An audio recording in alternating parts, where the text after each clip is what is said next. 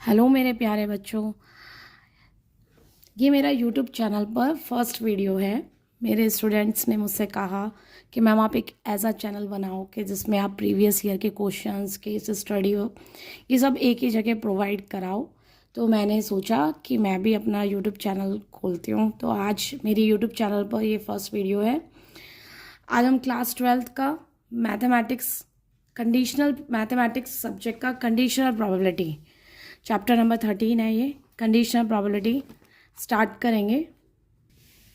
Conditional probability क्या होती है? उसमें ए और बी दो इवेंट्स हमें दिए होते हैं। कोई भी हमें सैम्पल स्पेस हमें दे रखा हो, उससे रिगार्डिंग आपको ए और बी दो इवेंट्स दिए होंगे और उसमें एक इवेंट हो चुका होगा और दूसरे इवेंट की प्रोबेबिलिटी जब पूछी जाएगी तो उस प्रोबेबिलिटी को जो फाइंड करते हैं वो हमारी कंडीशनल प्रोबेबिलिटी होती है। जैसे मैं ये A upon probability of A upon B equal to probability of A intersection B divided by probability of B. इसमें ए और बी दो इवेंट्स हैं हमारे पास। बी इवेंट है जो ऑलरेडी अकर्ड है, ये पहले से हो चुका इवेंट है और हमसे प्रोबेबिलिटी पूछी जाती है ए इवेंट की। बी इवेंट हो चुका होगा और दूसरा इवेंट ए है, उसकी प्रोबेबिलिटी अगर आपसे पूछी जाए तो वो कंडीशनल प्रोबेबिलिटी होती है, जिसका फॉर्मूला होता है probability of A intersection B divided by probability of B. ये हमने वेन डायग्राम्स हमने पहले पढ़े हुए हैं क्लास 11th में। कुछ फॉर्मूले और हैं जो सेट के यूज़ होंगे। एक तो है probability of A union B equal to probability of A plus probability of B minus probability of A intersection B.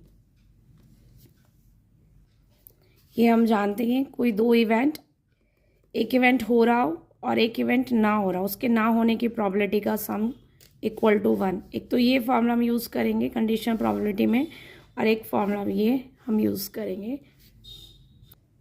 जैसा कि बच्चों ये क्वेश्चन आप देख पा रहे हो, 2023 में ये क्वेश्चन आया था। If the sum of numbers obtain on throwing a pair of dice is 9, sum of number obtained on throwing a pair of dice 9, then the probability that number obtained on one of dice is 4. Option A 1/9, option B 4/9, option C 1/18, option D है 1/2। हमें क्या दिया हुआ है question में? Sum of numbers obtain on throwing a pair of dice is 9। एक dice का pair है जिसपे सम जो है 9 है। डाइस को जब हम थ्रो करते हैं, दो डाइस को आप थ्रो करोगे तो उस पर जो नंबर्स आ रहे हैं उसका सम कितना है? 9। तो प्रोबेबिलिटी फाइंड करनी है कि number obtain on one dice is 4, कि एक डाई पर तो क्या है? 4 है। तो सैम्पल स्पेस में कितने केसेस होंगे? आपको दो डाइस को थ्रो करना है तो सैम्पल स्पेस में कितने केसेस बनेंगे? 36। अब इसमें सैम्पल स्पेस में 36 केस मैंने बना दिए हैं। नीड तो नहीं है बनाने की, 36 केसेस होते हैं। अब इसमें दो इवेंट हमें दिए हुए हैं। एक इवेंट तो आपको दिया हुआ होगा और एक इवेंट है जो हमसे पूछा हुआ है। हमेशा जो हमसे दिया हुआ इवेंट होता है वो हमेशा नीचे आता है। तो if the sum of numbers obtain on throwing a pair of dice is 9, तो जो डाइस को थ्रो कर रहे हैं पेयर ऑफ डाइस को, उसमें सम कितना आ रहा है? 9। इफ़ वर्ड का मतलब भी होता है बेटा गिवन है, यानी कि वो जो स्टेटमेंट है, ये वाले स्टेटमेंट है, वो हमें दी हुई है और जो हमें फाइंड करना है वो इवेंट हमेशा ऊपर आता है। तो यहाँ पे दो इवेंट मैंने लेट किए, जैसे इवेंट ई और इवेंट एफ। इवेंट ई जो है sum of numbers obtain on pair of dice is 9, pair of dice is 9। Event F है जो हमसे पूछा हुआ है number obtain one dice is 4, number on one dice is 4। हमें फाइंड करना है ई बाय एफ। इवेंट जो पूछा हुआ इवेंट है वो हमें निकालना है।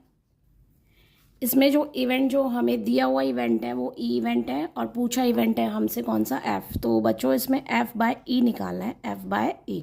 या तो इस इवेंट को चेंज कर दो, इसे इवेंट ई लिख लो, जो हमें फाइंड करना है इसे इवेंट ई लिख लेते हैं और जो हमें गिवन इवेंट है वो एफ, मैंने उसे एफ लेट कर लिया। तो मुझे फाइंड क्या करना है? Probability of E by F. Formula क्या हो जाता है? Probability of E intersection F divided by probability of F. Event E क्या है हमारा? Number on dice is 4। Number जो है वो डाइस पर कितना है? एक डाइस पर 4 है, तो 4 1 4 2 4 3 4 4 4 5 4 6 और 1 4 2 4 3 4 इस तरीके से एक डाइस पर जो इवेंट 4 है, एक डाइस पर, तो 4-1, 4-2, 4-3, 4-5, 4-6, 1-4, 2-4, 3-4, 5-4, 6-4। ये 1 डाइस पर क्या हो गए हमारे 4। अब सम जो है हमारा पेयर ऑफ डाइस, सम कितना है हमारा 9, तो सम 9 कब होता है, 3 और 6 पे 9 होता है, 4 5 पे 9 है, 5 4 पे 9 है, एंड 6 3 पे 9 है। अब हमें इंटरसेक्शन और निकालना है, ई इंटरसेक्शन एफ, उसमें कितने, जो दोनों में कॉमन पेयर है, इंटरसेक्शन मतलब जो दोनों में कॉमन, एक तो 4 5 हो गया एंड एक 5 4, 5,4। तो अब साथ में प्रॉबिलिटी है, ई की प्रॉबिलिटी की तो नीड नहीं है, इंटरसेक्शन और एफ की प्रॉबिलिटी की नीड है। तो इंटरसेक्शन की प्रॉबिलिटी कितनी हो गई, 2, केसेस कितने हैं, 2 अपॉन में कितना हो गया हमारा 36, और एफ की प्रॉबिलिटी के केसेस 1 2 3 4, और टोटल जो हमारे केसेस है कितने हो गए 36। 36 से 36 कैंसिल, 2/4, आंसर इज 1/2। सेम इसी तरह का नेक्स्ट क्वेश्चन है, ये भी 2021-22 में टर्म सेकेंड एग्जाम में आया हुआ है। A pair of dice is thrown, एक पेयर ऑफ डाइस को थ्रो किया गया, sum of number appearing on the dice is observe to 7, यानी कि डाइस पर जो सम ऑफ नंबर है वो कितना है 7। Find the probability that the number 5 has appeared on at least 1 die, कम से कम एक डाइस पर तो 5 आए, उसकी प्रोबेबिलिटी हमें फाइंड करनी है। तो जो फाइंड करना है, अगर उसे नीचे रखना है वो, अगर उसे ई या एफ कुछ भी आप लेट कर सकते हैं, मैं जनरली जैसे फाइंड करती हूँ उसे इवेंट ई लिख लेती हूँ, और जो गिवन इवेंट है वो हमारा एफ हो जाएगा। तो इवेंट ई जो मुझे फाइंड करना है, number 5 has appeared on at least 1 die, event F is, जो हमें गिवन इवेंट है, sum of number is 7, sum of number is 7। अब हम इसमें केसेस बना लेंगे, मैंने पहले 36 केसेस बना दिए हैं। सम ऑफ नंबर इज 7, तो 7 हमारा कब कब हो जाएगा, 1 6, 2 5, 3 4, 4 3, 5 2, 6 1, ये हमारे 7 के।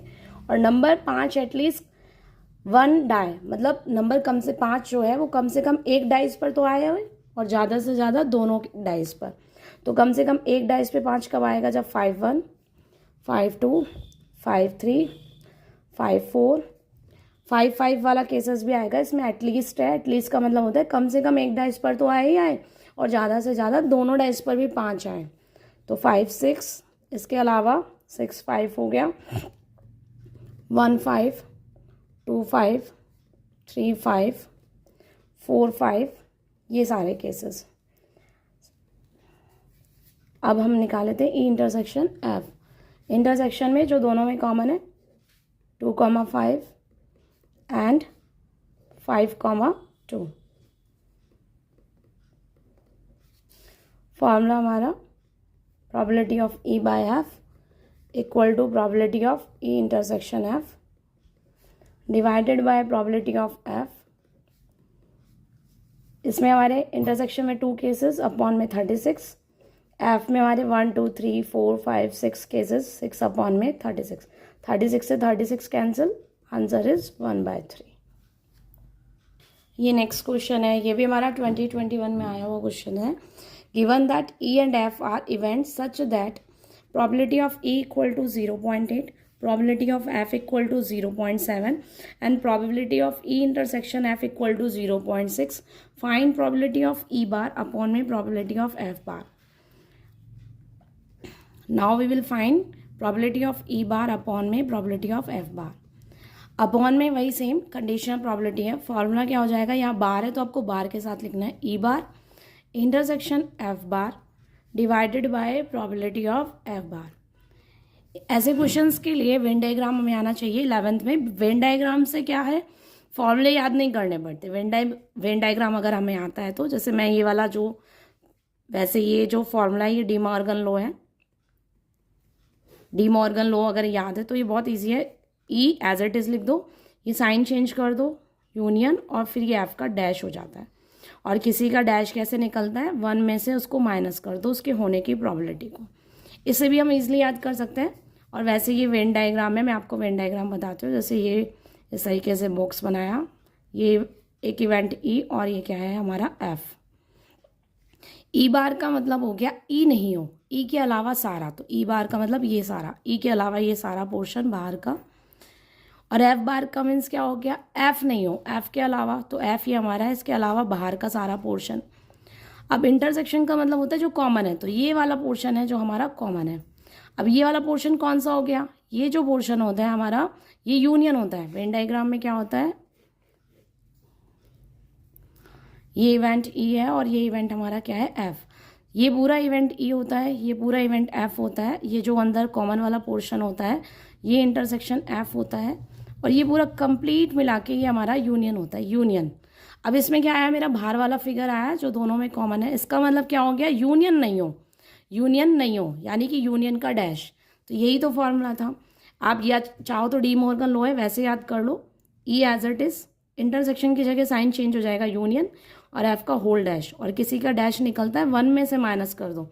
अगर मैं आपसे कहूँ ये वाला फॉर्मूला ई बार यूनियन एफ बार बताओ, तो ये भी हमारा क्या हो जाएगा, probability E, same sign change कर दो, इंटरसेक्शन एफ और होल डैश, और किसी का डैश कैसे निकलता है, 1 में से माइनस कर दो probability of E intersection F, इस तरीके से। अब मेरा ये फॉर्मूला मैंने आपको बता दिया, probability of E bar intersection F बार। अगर मुझे फाइंड करना है तो मैं क्या लिखूंगी, 1 माइनस ये रहा formula, probability of E union F. 1 minus E union F का फॉर्मूला है जो मैंने थोड़ी देर पहले बताया था, probability of E plus probability of F minus probability of E intersection F. इसमें वैल्यू सब्स्टिट्यूट कर दें, 1 minus 0.8 plus 0.7 minus 0.6, 1 minus 0.8, 0.7 minus 0.6 is 0.1, 1 minus 0. is 9, 0.9 it means 0.1। Next हमें नीचे क्या चाहिए, प्रोबेबिलिटी ऑफ एफ बार। अभी मैंने आप बताया था किसी इवेंट के होने की प्रोबेबिलिटी और उसके ना होने की प्रोबेबिलिटी का जो सम होता है वो हमेशा 1 होता है। तो आपको जैसे बार की प्रोबेबिलिटी निकालें तो 1 माइनस प्रोबेबिलिटी ऑफ ई बार, तो 1 minus probability of F bar, probability of f, 1 minus probability of f 0.7, it means 0.3। now we will find probability of e bar upon में f bar equal to probability of e bar intersection f bar upon में probability of f bar। Value substitute करेंगे, 0.1 upon में 0.3, 1 upon में 3। ये थे कुछ questions. इस video में इतना ही, नेक्स्ट बार मैं आपके लिए दूसरी वीडियो लेके आऊँगी। थैंक यू बच्चों, वीडियो अगर अच्छा लगा तो सब्सक्राइब ज़रूर कीजिए। Thank you so much.